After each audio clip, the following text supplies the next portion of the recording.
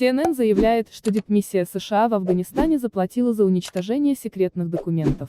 Посольство США в Афганистане поручило персоналу уничтожить секретные предметы, а также предметы, которые талибы могли бы использовать в своих целях.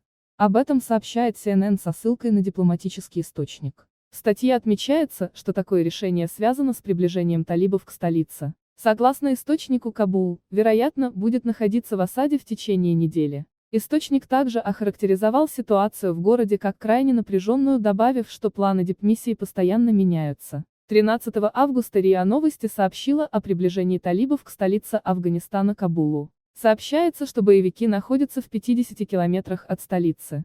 Они отключили линии электропередачи и обесточили столицу. В Афганистане правительственные силы и талибы «Звездочка», которые в последние месяцы оккупировали значительную часть территории, ведут боевые действия в течение многих лет. Ситуация обострилась после вывода войск США. МИД России назвал это решение признанием провала миссии США в Афганистане. Подписывайтесь на наш YouTube-канал и ставьте колокольчик и лайки, мы будем рады, что вы подписаны на наш канал.